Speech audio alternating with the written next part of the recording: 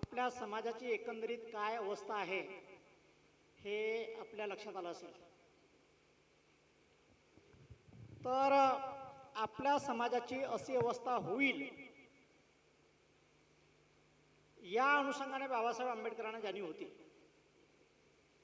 किंवा जगाच्या पाठीवर ज्या वेगवेगळ्या समाज व्यवस्था आहेत त्या समाज व्यवस्थेमध्ये त्यांच्या भल्यासाठी ज्या काही पक्ष संघटना कार्यरत असतात त्यांची काय स्थिती होऊ शकते याचं आकलन बाबासाहेब आंबेडकरांनी रानडे, गांधी आणि जिना या चर्चेमध्ये केलेलं आहे. म्हणजे आता आपण बघितलं की डॉक्टर बाबासाहेब आंबेडकरांचा प्रस्तावित पक्ष जो होता रिपब्लिकन पार्टी ऑफ इंडिया, त्याचे कसे तुकडे तुकडे झालेले आहेत हे त्यांनी त्या चित्रफितमध्ये सांगितलेले आहे. त्यांनी त्यात 10च गट झाल्यास सांगितलेलं आहे. त्याच्यानंतरच्या काळामध्ये औरंगाबाद शहरामध्ये कार्यरत असणारं सकाळ नावाचे पेपर आहे, त्याने रिपब्लिकन पार्टी ऑफ इंडियाची काय स्थिती आहे या अनुषंगाने 43 गट अस्तित्वात असण्याचं एक मोठं विशेषांक प्रकाशित केला होता. आता वर्तमानामध्ये जवळपास रिपब्लिकन पार्टी ऑफ इंडियाचे 59 गट अस्तित्वात असल्याचं सांगण्यात येते. तर ही जी काही दुरावस्था आहे त्या दुरावस्थेच्या अनुषंगाने बाबासाहेबाचे रानडे, गांधी आणि जिना या चर्चेमध्ये जे 2 कोटेशन आहेत ते कोटेशन मी तुम्हाला सांगतोय, आणि त्या सिच्युएशनवर तशी परिस्थिती असेल तर काय केलं पाहिजे हे बाबासाहेबांनी त्यामध्ये स्पष्ट केलेलं आहे. म्हणजे एकंदरीत आंबेडकर आंदोलनाची जी काही दुरावस्था झालेली आहे त्या दुरावस्थेच्या अनुषंगाने बाबासाहेबांनी असं म्हटलेलं आहे, there comes a time in every sect, in every party, in every organisation. म्हणजे अशी वेळ येईल, मग तो कुठलाही पंथ असेल, कुठलाही पक्ष असेल, किंवा कुठलीही संघटना असेल, किंवा कुठलीही संस्था असेल, in every institution, where it stops, when it stops growing, जेव्हा त्यांची वाढ आणि विकास थांबलेला असेल. इट्स आर्टरीज हार्डन, इट्स एंगमेन नो विजन. म्हणजे मानवी शरीर चालण्यासाठी माणसाच्या शरीरातल्या रक्तवाहिन्या जोपर्यंत काम करतात तोपर्यंत मानवी शरीर चालत असते. तसंच बाबासाहेब म्हणतात, इट्स आर्टरीज हार्डन, म्हणजे समाज व्यवस्थेच्या रक्तवाहिन्या शक्त झालेल्या असतील. इट्स एंगमेन नो विजन, त्या समाजातील युवकांना कुठल्याही प्रकारचं विजन नसेल, म्हणजे दूरदृष्टिकोन नसेल. It's old man dreams no dream, त्या समाजातील वरिष्ठांनी जे स्वप्न पाहिलेलं आहे ते त्या काळात स्वप्न राहिलेलं नसेल. It lives on the past and desperately tries to perpetuate the past. आणि त्यामुळे ते भूतकाळातच जीवन जगण्याचा प्रयत्न करत राहतील, अशी परिस्थिती त्या समाजजीवनात निर्माण होईल असं बाबासाहेबांनी सांगितलेलं आहे. हे कोटेशन जे आहे हे कोटेशन डॉक्टर बाबासाहेब आंबेडकरांनी थायर नावाच्या तत्ववेत्त्याच्या कोटेशन सांगितलेलं आहे. दुसरं सिच्युएशन असं सांगितलेलं बाबासाहेबांनी, देअर कम्स अ सिच्युएशन, म्हणजे वर म्हटलं अशी वेळ येईल, खाली बाबासाहेब असं म्हणतात, there comes a situation of destruction, अशी परिस्थिती निर्माण होईल, अशी स्थिती निर्माण होईल की ते मोडकळीस आलेलं असेल. And the possibilities of the destruction of are always present wherever there is a crisis in every society, in every organisation, in every institution. प्रत्येक समाज, प्रत्येक संस्था आणि प्रत्येक संघटन यामध्ये असं मोडकळीस येण्याची परिस्थिती आली असेल, अशा वेळेस काय करायचं त्यापुढे बाबासाहेब सांगतात, the old ways, old thoughts, and old habits failed to lead the society. म्हणजे त्या त्या काळामध्ये त्या पक्ष संघटना आणि संस्था वापरत असलेल्या जुन्या सवयी असतील, जुने मार्ग असतील आणि जुने विचार असतील, ज्याच्या माध्यमातून त्या पक्ष संघटना आणि संस्थाचा विकास होत नसेल, वृद्धी होत नसेल, तर त्या आपण सोडून दिल्या पाहिजेत. And lead it on unless new ones are found, there is no possibilities of the survival. आपण जर या बाबी बदलू शकलो नाही तर मग आपल्याला समाज जीवनामध्ये टिकून राहणे कठीण जाईल. तिसरी परिस्थिती बाबासाहेब सांगतात, सोल्युशन म्हणून सांगतात. वर दोन परिस्थिती सांगितलेल्या आहेत, खाली बाबासाहेबांनी त्याच्याची उपाययोजना सांगितलेली आहे. The crisis can be made by the discovery of new way. या समस्येवर स्थिती उपाययोजना करायची असेल तर आपण नवीन मार्ग शोधून काढले पाहिजेत. Where there is no new way found, society goes under. जर आपण नवीन मार्ग शोधून काढू शकलो नाही तर त्या समाजाचा ऱ्हास झाल्याशिवाय राहणार नाही. टाइम मे सजेस्ट पॉसिबल न्यू वेज. जसं जसं काळ बदलत जाईल तसं तसं नवीन मार्ग पुढे येत राहतील, त्याच्या शक्यता उपलब्ध होत राहतील. But to step on to the right one is not the work of time. Man therefore is a factor in the making of history. त्यामुळे या पक्ष संघटना आणि संस्थेमध्ये काम करणाऱ्या कार्यकर्त्यांनी नवीन मार्ग शोधून काढले पाहिजेत आणि त्या मार्गाने वाटचाल केली पाहिजे. आता नवीन मार्ग काय असले पाहिजेत या अनुषंगानं आपण फार सजग असलं पाहिजे.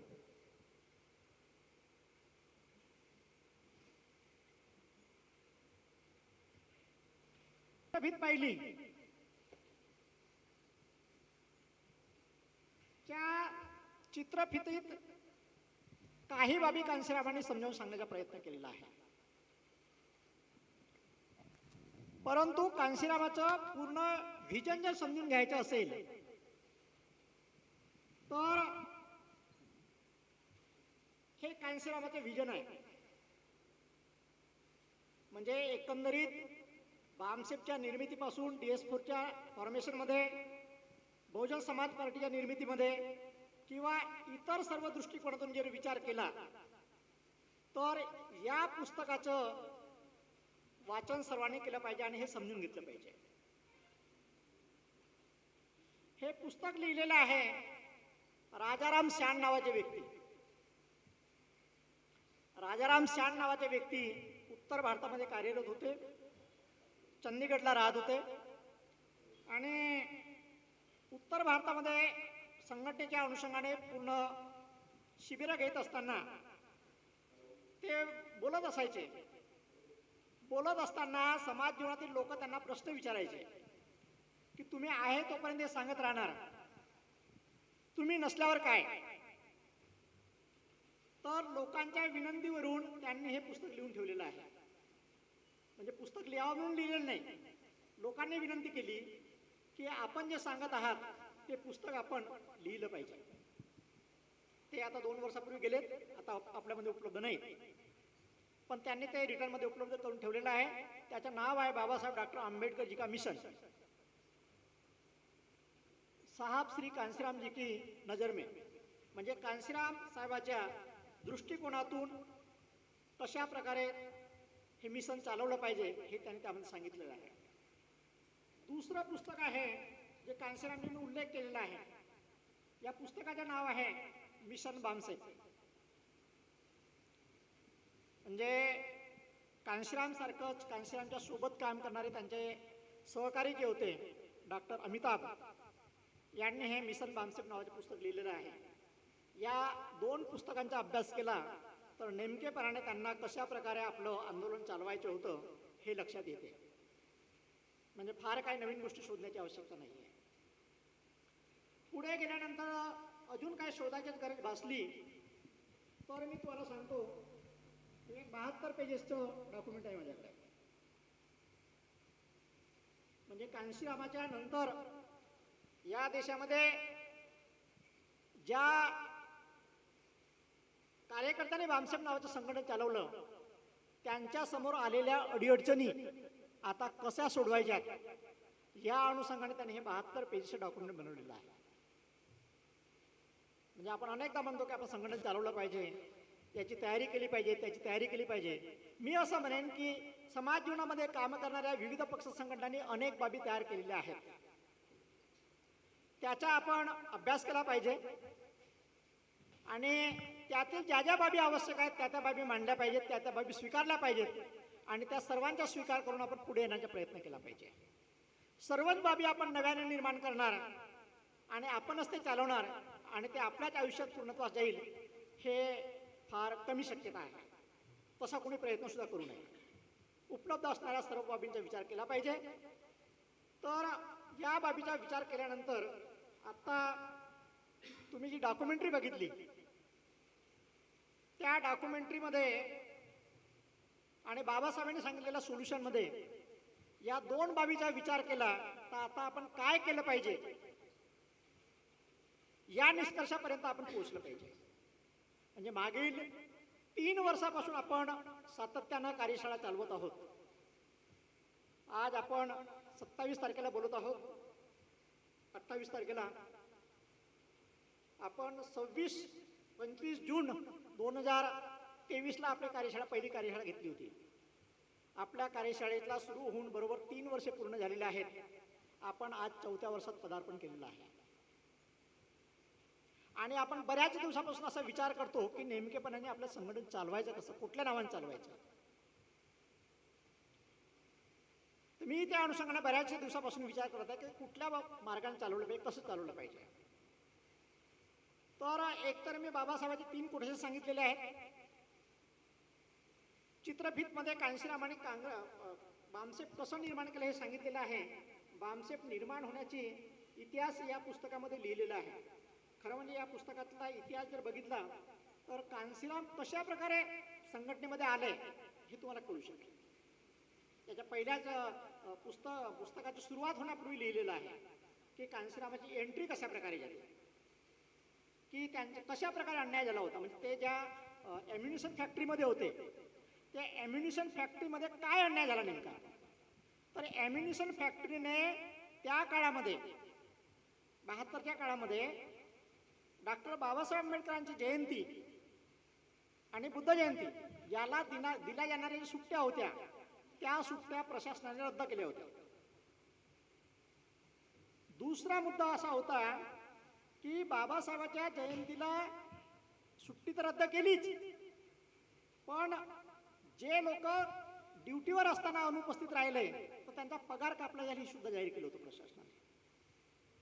आणि त्यावेळेस त्या ॲम्युनिशन फॅक्टरीमध्ये 22,000 वर्कर होते आणि या 22,000 वर्करमध्ये जर त्या कर्मचाऱ्यांच्या काही समस्या निर्माण झाल्या तर त्या सोडवण्यासाठी एक 100 लोकांची कमिटी होती. 100 लोकांच्या कमिटीमध्ये 19 महार आणि 6 भंगी होते क्लासपट. या चतुर्थ श्रेणी कर्मचाऱ्यांचे प्रतिनिधी म्हणून माननीय दीना भाना हे त्यांचे लीडर होते. आणि जेव्हा सुट्टी रद्द करण्यात आली तेव्हा कांशीरामांनी त्या कमिटीमध्ये हा प्रश्न उपस्थित केला की तुम्ही आमच्यावरती अशा प्रकारे अन्याय कसं करू शकता. आणि मग त्या वादातून ठिणगी बाहेर पडली आणि डी.के. खापर्डे आणि दीना भाना ही सर्व मंडळी कांशीरामांना भेटलीच नंतर, कारण का कांशीराम ऑफिसर होते तिथं. तर तिथून या सर्व बाबी पुढे आल्या आणि मग ती केस कोर्टामध्ये गेली. त्या काळामध्ये कांशीराम यांना आणि ते दीना भाना यांना सस्पेंड करण्यात आलं होतं की यांनी कर्मचाऱ्यांना भटकावण्याचं काम केलेलं आहे असं सांगून. तर सुट्ट्या रद्द करणे आणि दीना भानाचं सस्पेन्शन या दोन्ही केसेस कोर्टामध्ये गेल्यात आणि नंतरच्या काळामध्ये कांशीरामांनी दोन्ही केस फाईट केल्या आणि त्याचा विजय झाला. आणि दोन्ही केसचा विजय झाल्यानंतर पुण्यामध्ये याची विजयी मिरवणूक काढण्यात आली आणि मग त्याच्या पुढे असं ठरवण्यात आलं की आता आपण या मूलनिवासी बहुजन समाजाचे प्रश्न जर सोडवायचे असतील तर आपण या लोकांसाठी एक नवीन संघटन निर्माण केलं पाहिजे. आणि नवीन संघटन निर्माण करत असताना 73 ते 78 72ला ही घटना झाली. 73 ते 78 5 वर्षे त्यांनी देशभरामध्ये ही विचारधारा समजावून सांगण्याचा प्रयत्न केला आणि त्या माध्यमातून 6 डिसेंबर 1978ला मुंबईच्या बोट क्लब दिल्लीच्या बोट क्लबवरती the All India Backward Community Employees Federation अर्थात बामसेफ या संघटनेची स्थापना करण्यात आलेली आहे. तर मला असं वाटतंय की या बामसेफमध्ये जो बॅकवर्ड होता म्हणजे वंचित लोकांसाठी मागासवर्गीय लोकांसाठी बॅकवर्ड होता हा शब्द आपण आता कमी केला पाहिजे. कारण आपल्या समाजात अनेक लोक शिकले सोडली पुढे आलेली आहेत. आपण आता फॉरवर्ड होत चाललेलो आहे. पण आपल्यामध्ये जे बॅकवर्ड लोक राहिलेले आहेत त्यांना फॉरवर्ड करण्यासाठी आपण काम केलं पाहिजे. तर आता आपण तो बॅकवर्ड शब्द स्वतःला लावून स्वतःची नामुष्की करण्यामध्ये काही अर्थ नाही आहे. म्हणून आपण बॅकवर्ड शब्द न वापरता बाबासाहेब आंबेडकर मिशन म्हणजे डॉक्टर बाबासाहेब आंबेडकरांचे मिशन काय होतं ते मिशन पूर्ण करण्यासाठी आपण काम केलं पाहिजे. म्हणजे इथं बॅकवर्ड अँड मायनॉरिटी यापासून बाम तयार होत होता. आपण आता बाबासाहेब आंबेडकर मिशन असं म्हटलं पाहिजे. तिथून बाम तयार होईल. पुढचा जो सेफ होता बाबासाहेबांनी काम कोणासाठी केलेलं आहे? सोसायटीसाठी म्हणजे समग्र समाजासाठी काम केलेलं आहे ना. याच्यामध्ये सी फॉर कम्युनिटी होता. कम्युनिटीमध्ये SC ST OBC होता. काम SC ST OBC साठीच करा पण म्हणताना सोसायटी म्हटलं पाहिजे की समग्र समाजासाठी आपण काम करत आहोत. तर त्याच्यासाठी सोसायटी वापरला पाहिजे. इथं E फॉर एम्प्लॉईज होता म्हणजे कर्मचाऱ्यांना गृहीत धरलं होतं. आपण कर्मचाऱ्यांना गृहीत न धरता समाजातील सर्व लोकांना गृहीत धरलं पाहिजे आणि या समाजाचं सशक्तीकरण होण्यासाठी ई म्हणजे एम्प्लॉईज ऐवजी एम्पॉवरमेंट म्हटलं पाहिजे. म्हणजे या समाजाचं आपल्याला सशक्तीकरण करायचं आहे. आणि हे सशक्तीकरण करण्यासाठी काय केलं पाहिजे? सशक्तीकरण करत असताना शेवटी कांशीरामाने त्या चित्रफितमध्ये असं सांगितलेलं आहे NDSचा फॉर्म्युला. आपण आता बाबासाहेबांनी सांगितलेले अनेक फॉर्म्युले आहेत. त्या सर्व फॉर्म्युल्याचे आपण सुसूत्रीकरण केलं पाहिजे. त्यासाठी आपण फॉर्म्युला शब्द शेवटी वापरला पाहिजे. त्याने फेडरेशन म्हटलं होतं आपण फेडरेशन ऐवजी फॉर्म्युला म्हटलं पाहिजे. कुणाचे फॉर्म्युले?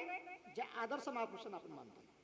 तर अशा प्रकारचं द ग्लोबल बामसेफ आपण चालवलं पाहिजे. या बामसेफच्या शब्दाच्या पूर्वी ग्लोबल शब्द वापरला पाहिजे. ग्लोबल शब्द का वापरला पाहिजे? ग्लोबल शब्द यासाठी वापरला पाहिजे की आज परिस्थिती अशी आहे जगभराचा जर विचार केला तर आंबेडकराईट आयडिओलॉजीच्या अनुषंगाने. कारण आपल्या देशामध्ये आंबेडकराईट मासेसमधून काही माणसं विविध राष्ट्रामध्ये गेलेली आहेत. अनेक देशामध्ये आहेत. आणि अनेक देशामध्ये असणारी जी काही आपली उच्च शिक्षित मंडळी आहेत त्या उच्च शिक्षित मंडळींचा वापर जर करायचा असेल तर आपण ते ग्लोबल म्हटलं पाहिजे. आणि आता सर्व डिजिटलायझेशन झाल्यामुळे ही जी बाब तुम्ही आता दाखवत आहात ही जगभरातले लोक बघू शकतात ना.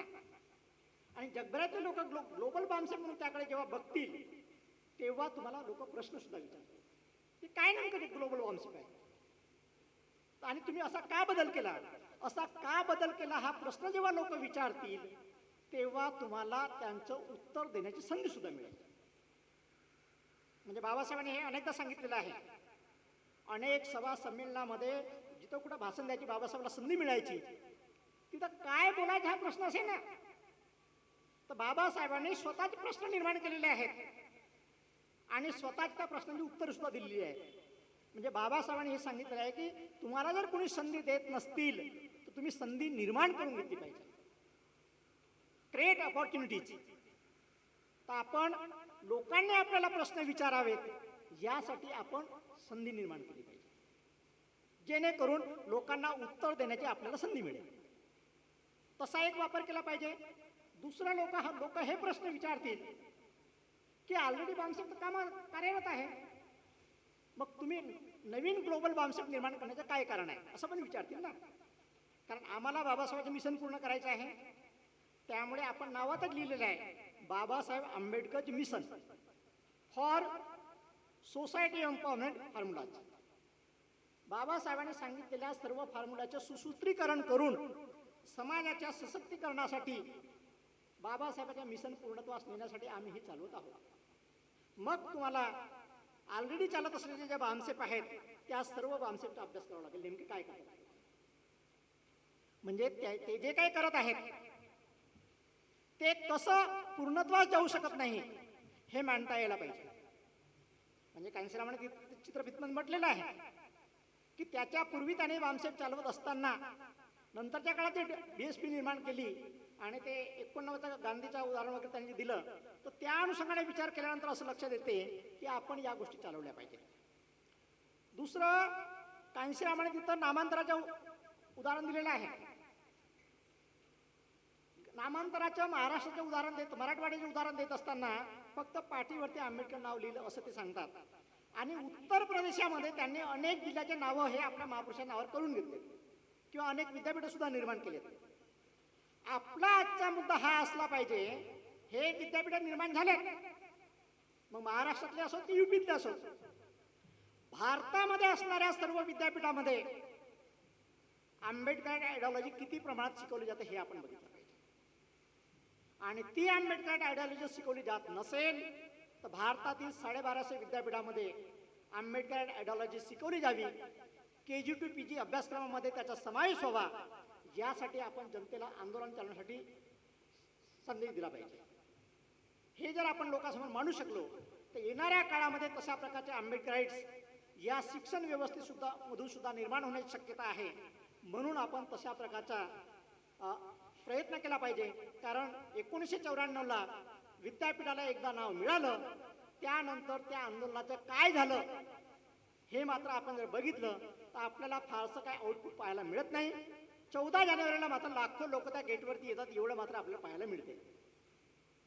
पण त्यातून नेमकं आपल्याला निर्माण काय करायचं आहे, आपल्या समाजाला काय मिळणार आहे, समाजातील येणाऱ्या पुढच्या जनरेशनला काय मिळणार आहे, त्यांना आंबेडकरवाद कळणार आहे किंवा नाही यासाठी आपण प्रयत्न केला पाहिजे.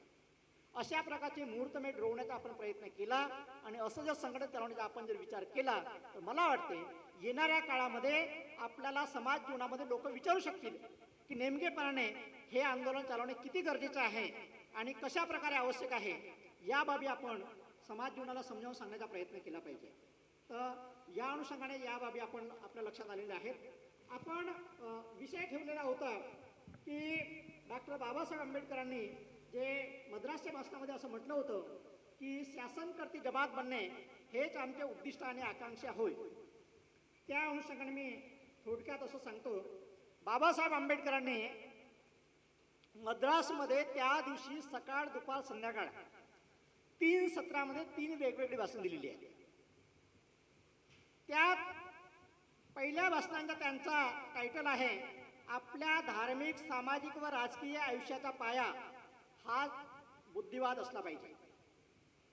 म्हणजे आपण जे काही आंदोलन चालवणार आहोत त्या आंदोलनाचा पाया सुद्धा बुद्धिवादच असला पाहिजे. म्हणजे समग्र आंदोलनाचा विचार जर केला तर आपल्या आंदोलनाची दुरावस्था होण्याचं काही कारण असेल तर त्याचं एकमेव कारण आहे की समाज जीवनामध्ये चालत असणाऱ्या सर्व पक्ष संघटनांनी संस्थांमध्ये बुद्धिवाद कमी करण्यात आलेला आहे.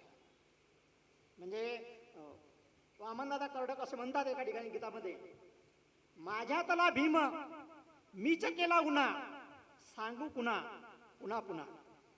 आम्ही जर आमच्यातून आमचा भीम कमी केला असेल तर आम्हाला इतरांना भीम सांगण्याचे काय राईट्स आहे. अशा प्रकारची परिस्थिती निर्माण झाल्यामुळे सर्व पक्ष संघटना आणि संस्थांनी, सामाजिक धार्मिक व राजकीय पक्ष संघटना आणि संस्थांनी त्यांच्या पक्ष संघटना चालवत असताना इकडे सांगताना लोकशाही सांगितले जाते, वर्तमानात मात्र लोकशाही पाहायला मिळत नसते. त्यामुळे सर्व पक्ष संघटनांचे नेते जे आहेत ते नेते कार्यकर्त्यांना नेते होऊ देत नाहीत किंवा त्यांच्या बरोबरीचे होऊ देत नाहीत. त्यांनी जर त्यांच्या बरोबरीचे होऊ दिले नाही तर कार्यकर्ते मिळणार कुठून. ते उलट त्यांना बरोबरीचे होऊ देण्याच्या ऐवजी जर आपल्या बरोबरीला कोणी येत असेल तर त्याला छाटण्याचं काम करतात. त्यामुळे बहुजन समाजाच्या सर्व पक्ष संघटना संस्थांची दुरावस्था झालेली आहे. हे लक्षात घेऊन बाबासाहेब आंबेडकरांनी 1932ला गोलमेज परिषदेत असं म्हटलेलं आहे, मी लोकशाहीचा पाठीराखा असून कोणत्याही आकारात आणि पद्धतीत मी एखाद्या सहीचा विध्वंसक आहे असं म्हटलेलं आहे. आणि नेमकेपणाने आंबेडकर आंदोलन चालवणाऱ्या पक्ष संघटना संस्थाचे नेते जे आहेत ते सांगताना लोकशाही सांगतात, मात्र पालन मात्र एकाधिक सहीचेच करत असतात. त्याचे दुष्परिणाम आपल्याला पाहायला मिळत आहेत. ते दुष्परिणाम आपल्याला दूर करायचे असतील तर हे विधान सुद्धा आपण तेवढंच लक्षात घेतलं पाहिजे आणि त्या अनुषंगाने बुद्धिवादावर चर्चा केली पाहिजे आणि बुद्धिवादी लोक निर्माण करण्याचा आपण प्रयत्न केला पाहिजे. दुसरं बाबासाहेबांचं स्टेटमेंट असं होतं, सत्तेवर असूनही ब्राह्मणेतर पक्षाला ब्राह्मण्य नष्ट करता आले नाही. म्हणजे त्या दक्षिण भारतामध्ये त्या काळामध्ये ब्राह्मणेतर लोकांचं राज्य होतं, पण ब्राह्मणेतर लोकांचं राज्य असताना सुद्धा त्यांच्या व्यवस्थेमध्ये त्यांना ब्राह्मण्य नष्ट करता आलेलं नाही असं बाबासाहेबांनी स्पष्ट त्यांच्या समोर सांगितलेलं आहे. ते ब्राह्मण्य नष्ट करण्यासाठी काम केलं पाहिजे. आपला समाजवाद लढा कशासाठी आहे? आपल्या विरोधात होत असलेले जे काही डिस्क्रिमिनेशन आहे, भेदभाव आहे, ते भेदभाव नष्ट करण्यासाठीच आहे ना. आणि भेदभाव नष्ट करण्यासाठी असेल तर भेदभाव पाळणाऱ्या लोकांना आपल्याला समजावून सांगावं लागेल की ते चुकीचे करत आहेत. म्हणजे परवाच्या कार्यक्रमामध्ये श्रीकृष्ण मोरे सरांनी जे म्हटलं शेवटी की आपल्याला असं डिस्क्रिमिनेशनच्या अनुषंगाने अशी भूमिका मांडता येणार नाही, तर आपण त्या अनुषंगाने सुद्धा सजग राहिलं पाहिजे. कारण आपल्या विषयामध्ये तसा असंही नव्हता. आपल्या विषयामध्ये संवैधानिक समूह लिहिला होता. संवैधानिक समूह एकदा म्हटल्यानंतर भारतातील सर्व नागरिक आले त्याच्यात. त्यामुळे आपण कुठल्याही गटातटाला सोडलेलं नाही आहे. आणि इतर हा शब्द लिहिला होता, त्यामुळे खुल्या प्रवर्गातील जी माणसं आहेत त्यांना सुद्धा आपण सोडलेलं नव्हतं. त्या सर्वांचं ऐक्य झालं तर सुदृढ भारताची निर्मिती होईल, आपण स्पष्ट केलेलं होतं. त्यामुळे आपण ते लक्षात घेतलं पाहिजे. आणि तिसरं विधान होतं बाबासाहेबांचं, शासनकर्ती जमात बनणे हेच आमचे उद्दिष्ट आणि आकांक्षा होय. तर मग शासनकर्ती जमात बनणे म्हणजे फक्त राजकारणातच यशस्वी होऊन चालणार नाही, तर जीवनाच्या सर्व क्षेत्रामध्ये आपल्याला पुढे जायचं असेल तर आपल्याला तशा प्रकारचं कार्य करावं लागेल. म्हणजे बाबासाहेबांनी एका ठिकाणी असं म्हटलेलं आहे, political party does not exist for winning election but for educating, educating on organising the people. म्हणजे कुठल्याही राजकीय पक्षाचं काम हे फक्त निवडणुका जिंकणे नाही, तर त्या राजकीय पक्षाने ज्यांच्या बळावर त्यांना निवडणुका जिंकायच्या आहेत त्या लोकांचं सुशिक्षण केलं पाहिजे, त्यांना शिक्षित केलं पाहिजे, सुशिक्षित केलं पाहिजे. ज्या लोकांना जे सुशिक्षित केलं तर त्यांच्या हक्क अधिकारासाठी लढण्यासाठी त्यांना संघर्ष करता येईल आणि संघर्ष करण्यासाठी त्यांना संघटित सुद्धा करता येईल. म्हणून बाबासाहेबांनी एज्युकेटिंग, एज्युकेटिंग, ऑर्गनायझिंग असं म्हटलेलं आहे.